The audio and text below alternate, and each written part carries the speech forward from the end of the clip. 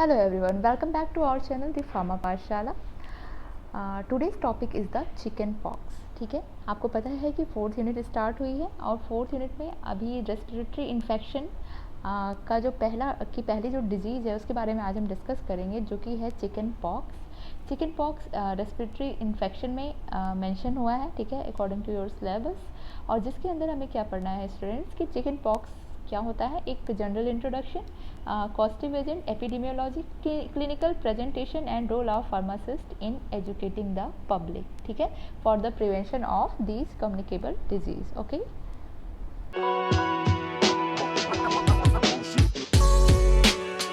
Chicken pox क्या है? Chickenpox is one of the communicable diseases, ठीक है, एक तरह की ये क्या है, कम्युनिकेबल डिजीज़ है, ठीक है।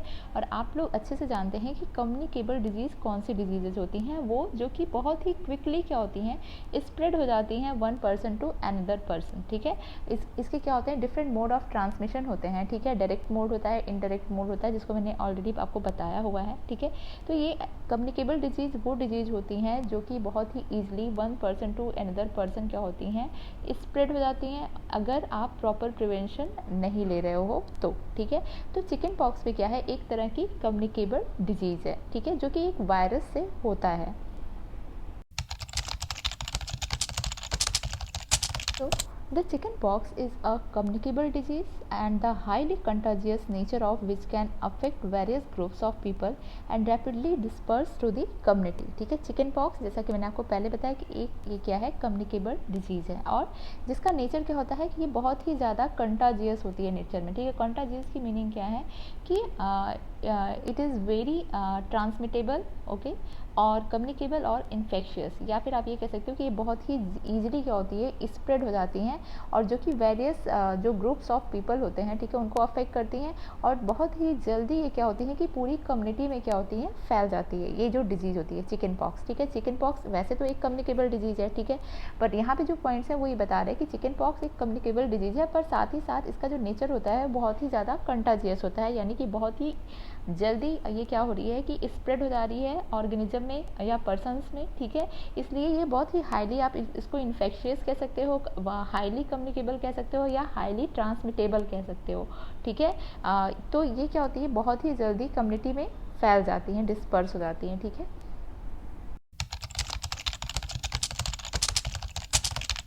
Next point is the causative agent. Causative agent क्या होते हैं चिकन पॉक्स का? चिकन पॉक्स किससे कॉज होता है, एक वायरस से कॉज होता है जिसका नाम होता है वेरिसेला जोस्टर, ठीक है। वेरिसेला जोस्टर वायरस है जिसके थ्रू ये इन्फेक्शन होता है, ये कम्युनिकेबल डिजीज होती है, ठीक है। और इसके अलावा अगर हम बात करें कि इसका मोड ऑफ ट्रांसमिशन क्या होता है, तो ये किस तरह से ट्रांसफ़र होती है कि अगर आपको पता है कि चिकन पॉक्स का एक सिम्टम होता है कि बॉडी में रैशेज हो जाते हैं, ठीक है, ब्लिस्टर्स हो जाते हैं, रैशेज हो जाते हैं। तो उस ब्लिस्टर या रैशेज के डायरेक्ट कांटेक्ट में अगर कोई दूसरा पर्सन आता है तो उसे भी क्या होता है, वो वायरस उसको भी अफेक्ट करता है और वो भी क्या होता है, चिकन पॉक्स उसको भी हो जाता है, ठीक है। दूसरा सेकेंड मोड ऑफ ट्रांसमिशन आप यहाँ पे कह सकते हैं कि चिकन पॉक्स का क्या होता है कि ये one person to another person ऐसे भी ट्रांसफ़र होता है कि that person who have already suffered from the chicken pox, जब वो क्या करता है, कफ करता है या स्नीज, उसको कफिंग हो रही है या छींक आ रही है और उसके जो उससे क्या हो रहा है कि जो एयर ड्रॉपलेट्स हैं वो सेकेंड पर्सन इनहेल कर ले रहा है, तो उसकी बॉडी में भी क्या हो रहा है कि चिकन पॉक्स चला जा रहा है, यानी चिकन पॉक्स का जो वायरस है वो ट्रांसफ़र हो जा रहा है, यानी कि वेरिसेला जोस्टर क्या हो रहा है, ट्रांसफ़र हो जा रहा है, ठीक है।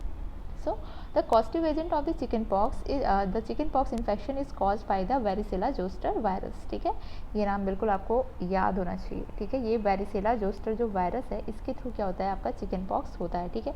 It can spread through direct contact with the rashes, ठीक है। सेकंड क्या है यहाँ पे कि इसका ये स्प्रेड किस मोड के थ्रू हो रहा है कि कोई भी अगर जो चिकन पॉक्स पॉजिटिव पर्सन है उसके डायरेक्ट कॉन्टैक्ट में अगर कोई पर्सन आ रहा है तो उसको क्या हो रहा है, चिकन पॉक्स हो जाएगा, क्योंकि जो भी चिकन पॉक्स का एक सिम्टम होता है बॉडी में रैशेज या ब्लिस्टर जो होते हैं उनसे अगर कोई भी टच हो रहा है तो वो भी क्या हो रहा है, वेरिसेला जोस्टर वायरस से क्या हो रहा है, इन्फेक्ट हो जा रहा है, ठीक है। Second point, it can also spread when a person with the chicken pox coughs और sneezes and you inhale the air droplets, ठीक है। अगर कोई पर्सन जिसको चिकन पॉक्स हुआ है और वो कफिंग कर रहा है, स्नीजेस हो रही है, उसे छींक आ रही है, ठीक है, तो उसका क्या है कि जो एयर वो एक्सहेल कर रहा है, ठीक है, वहाँ वो जो एयर ड्रॉपलेट्स हैं वो अगर सेकेंड पर्सन इनहेल कर ले रहा है तो उसे भी क्या हो रहा है, चिकन पॉक्स हो जाएगा, ठीक है। तो ये क्या है, चिकन पॉक्स के कॉजेटिव एजेंट है। Next point in the chicken pox is the clinical presentation. Clinical presentation में हमें क्या डिस्कस करना है, sign and symptoms of the chicken pox, ठीक है। चिकन पॉक्स होने पे बॉडी आप कैसे डायग्नोस करोगे या कैसे इवेलुएट करोगे या कैसे आइडेंटिफाई करोगे कि पर्सन को चिकन पॉक्स हुआ है, ठीक है, उसके क्या साइन एंड सिम्टम्स हैं, ठीक है। तो इसके बारे में हम इसके अंदर डिस्कस करेंगे क्लिनिकल प्रेजेंटेशन के अंदर।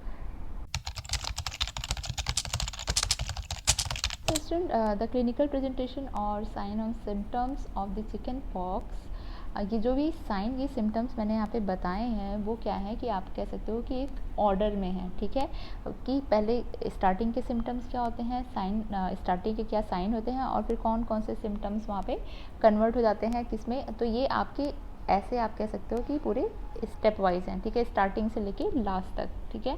तो sign of the chicken pox usually happen in this order, ठीक है, in this following order, okay.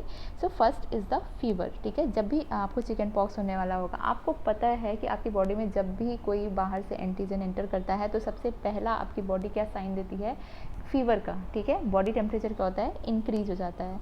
क्यों इंक्रीज होता है, क्योंकि जब भी कोई बाहर से एंटीजन क्या होता है हमारी बॉडी में एंटर करता है तो हमारी जो बॉडी होती है वो उसके अगेंस्ट एंटीबॉडी सिक्रीट करती है, जिसकी वजह से क्या होता है कि हमारी बॉडी का टेम्परेचर क्या होता है, हाई हो जाता है, ठीक है, तो फीवर हो जाता है। तो सबसे पहले क्या होगा कि जब भी वेरिसेला जोस्टर वायरस आपकी बॉडी में एंटर करेगा तो सबसे पहले क्या होगा, आपकी बॉडी क्या डेवलप करेगी, फीवर, ठीक है, आपकी बॉडी का टेम्परेचर क्या हो जाएगा, हाई हो जाएगा। Second is the feeling tired, ठीक है। सेकेंड सिम्टम, इसका सेकेंड साइन या सिम्टम आप कह सकते हो क्या है कि वो बंदा क्या होगा कि टायर्ड यानी थका हुआ फील करेगा। And next is the headache होगा। उसके बाद स्टमक एक्के दैट लास्ट फॉर 1 और 2 डेज, ठीक है, एक पेट में आप कह सकते हो एब्डोमिनल क्रैम्प स्टार्ट होगा, स्टमक में पेन शुरू होगा जो कि 1 से 2 दिन तक रह सकता है, ठीक है। इसके बाद होता है a skin rash that is very itchy and looks like very small blisters, ठीक है। इसके बाद क्या होगा कि आप जो भी पर्सन वेरिसेला जोस्टर वायरस से इन्फेक्ट हुआ है उसकी बॉडी में क्या होगा कि स्मॉल ब्लिस्टर्स यानी रैशेस पहले डेवलप होंगे, ठीक है, फिर वो क्या होंगे, इची होंगे, ठीक है, उसमें क्या होगा कि इचिंग होगी, उस जो रैशेस डेवलप होंगे उसमें इचिंग होगी और कुछ समय बाद वो क्या होंगे, छोटे छोटे ब्लिस्टर्स में कन्वर्ट हो जाएंगे, ठीक है। ब्लिस्टर्स का मतलब छाले होते हैं, ठीक है, ब्लिस्टर्स में कन्वर्ट हो जाएंगे। And after this the bumps और blisters filled with a liquid that looks like a milky water, ठीक है। इसके बाद ये जो ब्लिस्टर्स हैं या आप कह सकते हो जो बम्प्स डेवलप हुए थे वो किससे फिल्ड हो जाएंगे, एक लिक्विड से फिल हो जाएंगे, वाइट कलर की मिल्की वाटर जैसे लिक्विड से क्या होते हैं वो फिल हो जाते हैं, ठीक है। And after this scabs after the blister break, उसके बाद क्या होता है कि एक टाइम के बाद ये ब्लिस्टर्स क्या होते हैं, ब्रेक होते हैं, ठीक है। जब भी ये ब्लिस्टर ब्रेक होते हैं तो वो किस में फिर कन्वर्ट होते हैं, स्कैब में, ठीक है। स्कैब क्या होता है, स्कैब आपने देखा होगा स्टूडेंट्स कि जब भी आपको कभी कोई भी वुंड हो जा रहा है या कहीं पे कोई कट हो जा रहा है, ठीक है, तो उसमें क्या होता है कि जब वो हीलिंग प्रोसेस स्टार्ट होता है उसका तो एक प्रोटेक्टिव लेयर उस स्किन के ऊपर डेवलप हो जाती है जो कि बहुत ही ड्राई होती है, ठीक है, ड्राई होती है और रफ होती है, ठीक है।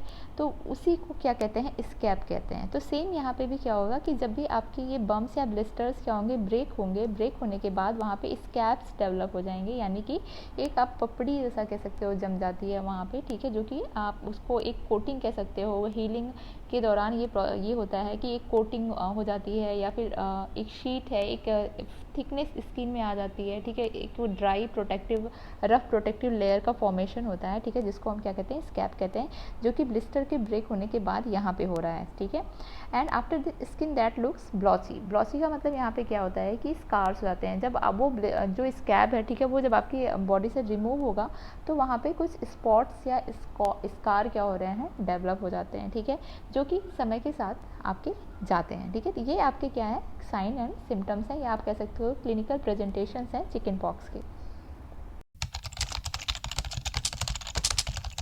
Next point is the epidemiology of the chicken pox. तो चिकन पॉक्स क्या था कि जब ये डिजीज़ स्प्रेड होना स्टार्ट हुई थी स्टार्टिंग में, तो ये वर्ल्ड वाइड थी, यानी ऑल कंट्रीज़ में ये क्या हो रही थी, डिजीज़ फैल रही थी, ठीक है, इन्फेक्शन हो रहा था लोगों को। So the primary varicella occurs in all countries world wide, ठीक है। ये क्या हुआ कि पूरे ही सारे ही देशों में क्या हो रहा है, वर्ल्ड वाइड ग्लोबली क्या हो रहा था, ये फैल रहा था, ठीक है।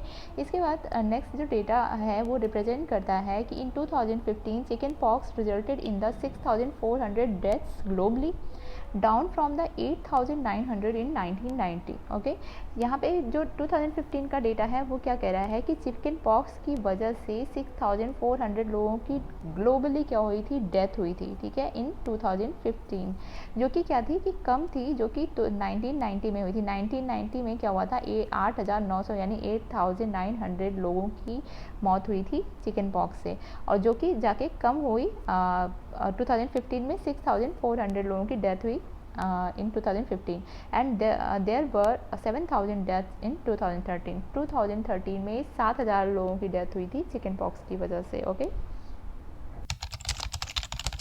सो स्टार्टिंग में क्या कहा जाता था कि चिकन पॉक्स को बच्चों की डिजीज़ कहा जाता था, यानी बच्चों की बीमारी को कहा जाता था, ठीक है। क्योंकि क्या होता है कि जितनी भी टेम्परेट कंट्रीज़ थी वहाँ पे क्या होता था कि मोस्ट ऑफ द जो बच्चे थे वो क्या होते थे कि 90% आप कह सकते हो कि जो चिल्ड्रन थे वो क्या होते थे कि चिकन पॉक्स से सफ़र होते थे, ठीक है, during the season of the winter and spring, ठीक है। विंटर और स्प्रिंग के सीजन में मोस्ट ऑफ द जो चिल्ड्रन थे वो चिकन पॉक्स से सफ़र होते थे इन द टेम्परेट कंट्रीज, इसलिए इसको क्या कहा जाता था कि बच्चों की बीमारी, यानी कि disease of the children.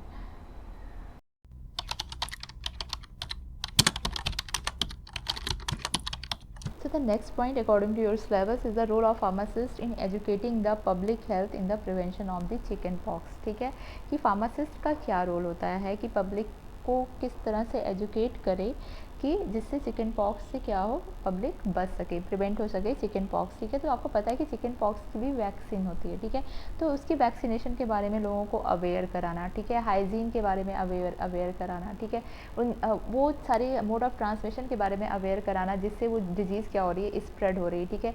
Last जितने भी आप कह सकते हो कि जो भी डेटा है उनको एनालाइज करना और उसके बेस पे क्या करना कि एक अपना कंक्लूजन बनाना, ये सारे क्या है डिफरेंट रोल है फार्मासिस्ट के for the prevention of the chicken pox को, जिसको मैं अभी आपको वन बाय वन बताती हूँ। So the first point says that the spread of chicken pox can be stopped or evaded by the preventive measures such as the vaccination, ठीक है, कि जो भी इस चिकन पॉक्स की जो ट्रांसमिट होने का जो आप कह सकते हो रेट है या फिर जो चिकन पॉक्स ट्रांसमिट हो रहा है उसको किस तरह से स्टॉप किया जा सकता है, डिफरेंट प्रिवेंटिव मेजर को फॉलो करके उसको स्टॉप किया जा सकता है, जो कि यहाँ पे एक पता है हमें कि जब भी कोई वायरस फैल रहा है तो उसके खिलाफ क्या हो सकता है कि वैक्सीनेशन प्रोसेस स्टार्ट किया जा सकता है, ठीक है। So the health care professionals और the pharmacist are responsible for educating the public about the vaccination of the chicken pox, ठीक है, जिससे क्या होगा कि जब भी फार्मासिस्ट या कोई भी हेल्थ केयर प्रोफेशनल पब्लिक को अवेयर कराएगा, वैक्सीनेशन के प्रोसेस के बारे में बताएगा, तो क्या होगा कि ये जो आप कह सकते हो कि ये प्रिवेंटिव एक मेजर होता है जिसके थ्रू क्या होता है कि जो भी आउटब्रेक है किसी भी डिजीज़ का कम्युनिटी में उसको क्या किया जाता है, प्रिवेंट किया जा सकता है। Okay, second point says that in case of chicken pox it is important for the pharmacist to collect and analyze the data about the individuals who were or were not vaccinated, ठीक है। ये एक pharmacist का different आप कह सकते हो second वो रोल है जिसमें क्या करना है, उसे एक डेटा कलेक्ट करना होता है पर्सनस का या कम्युनिटी का, जिसमें उन्हें ये आइडेंटिफाई करना होता है कि कौन से पर्सन क्या है कि वैक्सीनेटेड हैं और कौन से वैक्सीनेटेड नहीं हैं, ठीक है। So the next point is the promotion of the proper hygiene, vaccination and the overall disease awareness by the pharmacist is very important role, ठीक है। So थर्ड रोल क्या है फार्मासिस्ट का कि फार्मासिस्ट को क्या करना है कि प्रॉपर हाइजीन के बारे में, वैक्सीनेशन प्रोसेस के बारे में और डिजीज़ से रिलेटेड अदर जितनी भी आप कह सकते हो अवेयरनेस है, जागरूकता है, उसे क्या करना है, फैलाना है लोगों में। लोगों को पता होना चाहिए कि ये डिजीज़ क्या है, ये किसके थ्रू फैल रही है, ठीक है, हमें इसके लिए उसके प्रिवेंशन के लिए क्या करना है और उसको फैलने से रोकने के लिए क्या करना है, ठीक है। वो सारी चीज़ें हो जाती हैं, वो अवेयरनेस में काउंट होती हैं और जिसको क्या है कि जो कि फार्मासिस्ट का रोल है कि पब्लिक को अवेयर कराना अबाउट द डिजीज़, ठीक है, about the proper hygiene and the vaccination process. Okay, तो इन सारी चीज़ों को अगर फार्मासिस्ट परफॉर्म कर रहा है तो ये जो चिकन पॉक्स डिजीज़ है ये बहुत ही ज़्यादा सिग्निफिकेंटली कम्युनिटी की हेल्थ को आपको किसी तरह से भी अफेक्ट नहीं कर सकती है, ठीक है। तो ये है रोल आपका फार्मासिस्ट का in the case of the prevention of the chicken pox disease.